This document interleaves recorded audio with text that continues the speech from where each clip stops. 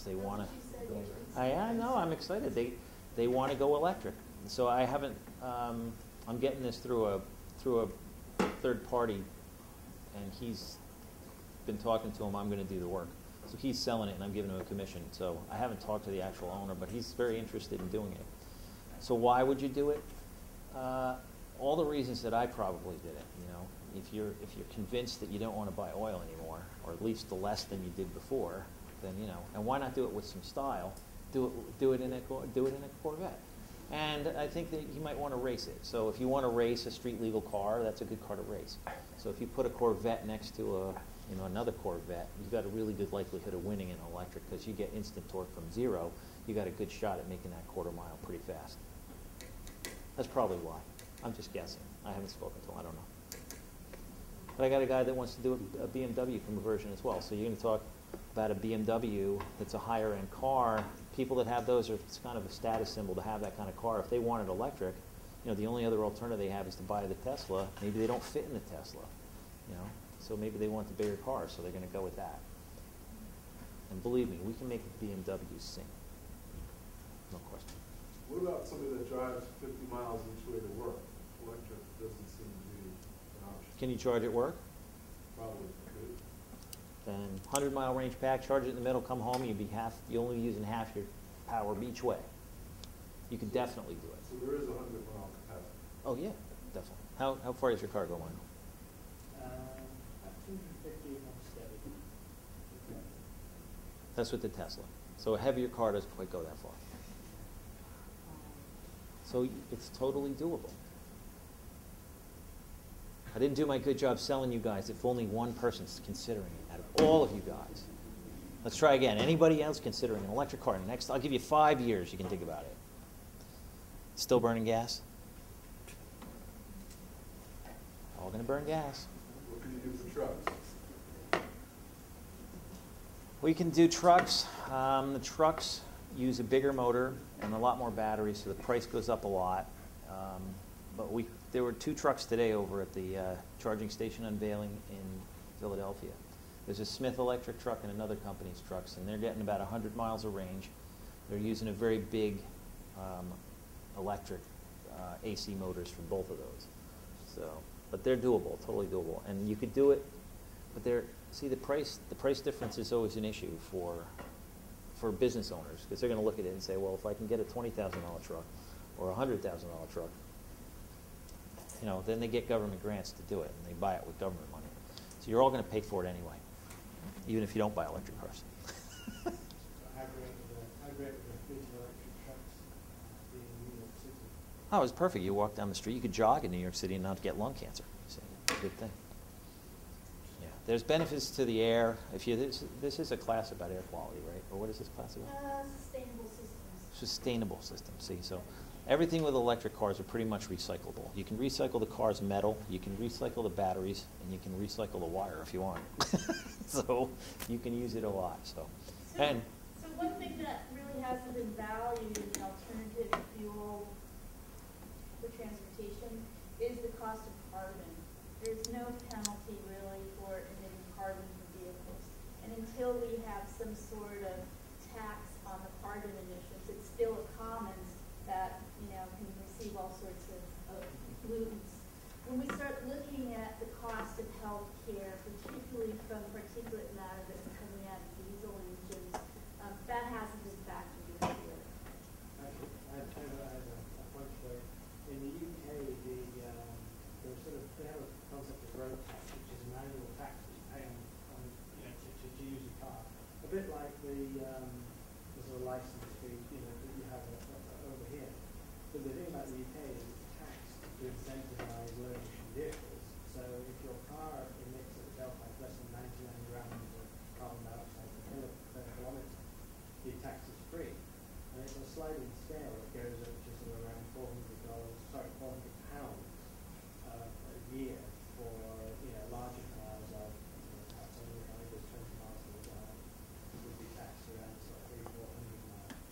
And if you have sort of a big SUV, you're looking around 600 a year. So and that's a direct impact actually on the kind of cars that you're going to drive. Right. I think Western Europe has really done a lot in terms of thinking intelligently about managing carbon emissions to the atmosphere.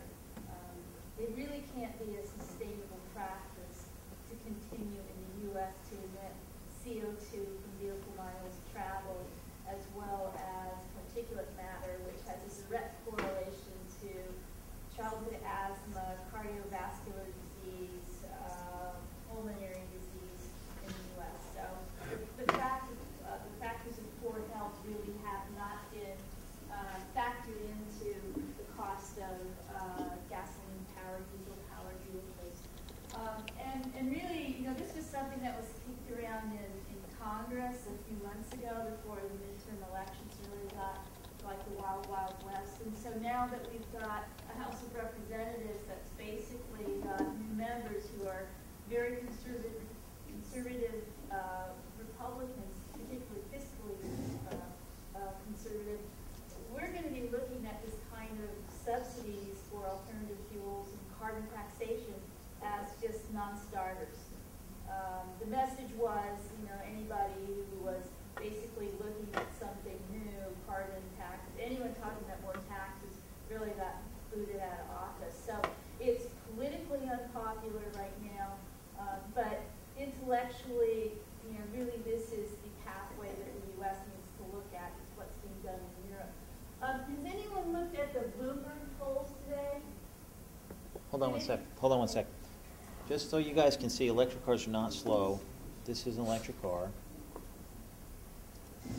And you can watch how fast it goes. Nice and quiet, though. It's an old Datsun. It's an old Datsun. Yeah. So, okay, did it finish? Finish. Let's watch this thing.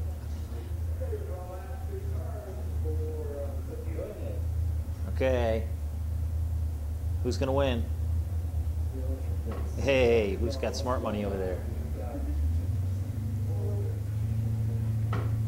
So the near vehicle is electric, the Yep. far vehicle is gasoline.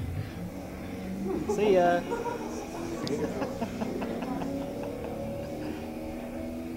Not bad.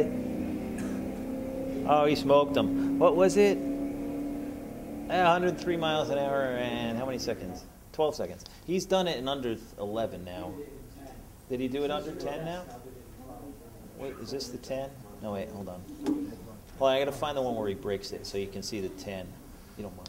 No. All right, hold on, let me find it. It's like the, wait. So while you're setting this up, Yep. Doug, the New Jersey Electric Vehicle Association will accept a student chapter from Rutgers. So Yes. I am willing to be the faculty advisor sponsor on that. And if we need a minimum of how many students? 5 students, so we can become a chapter at Rutgers for electric vehicles. If you're interested, shoot me an email, and I'll talk to Doug. That'd be great. Anybody, any offers? Anybody interested? Big class. There's 1, 2. We got 2. Come on, I need 3 more. Come on, 3. Come on, do I need 3? No, we want to set up a chapter for the Electric Auto Association here on campus. So we would have we need, I know Dunbar would join, but he's not He's not a here. student, he's a professor. Well, I need bodies. I'll take professors too.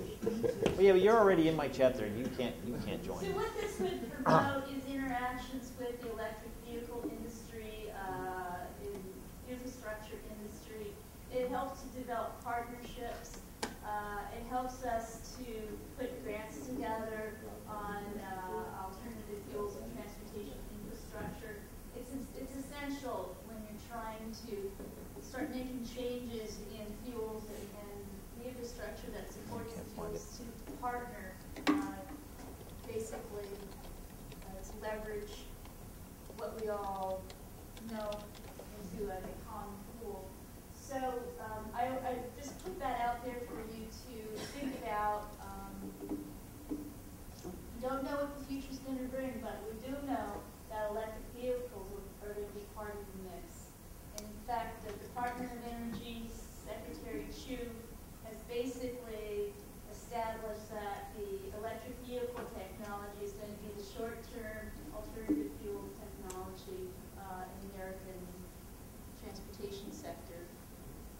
You'll love it. You guys ready? Here you go. So it's part of our mix. It's part of our mix. This is it. He gets 10 seconds, I think. Same Dotson. Yep. He just sparked something. Oh, look, he's sparking. Oh, he's blowing something up that time. He smoked it. Is that batteries burning? Nah, I think it's his motor. Batteries or motor? I wonder what he toasted. Cool. I love it when that happens. Anyway, So class. thank you very much for coming, folks. Thank you very much. Thank you very much.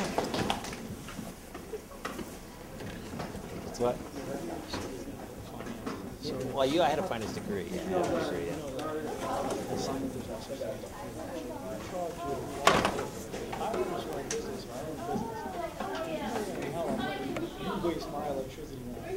But do you know how much it costs? What if it costs a quarter? You're going to bitch about a quarter? Well, yeah, you're going to bitch and make argument. But I mean, particularly it's cheap. It's so cheap to charge electric cars. You could have your whole parking lot charged. It costs you $10. I don't know, I'm using that also Yeah. You had a charging station? I'm just like, I don't pay for the meter now. You think I'm going to pay the charge? Well, you're cheaping out on the meter too. You're unbelievable. So what do I got here? Yeah. What's up?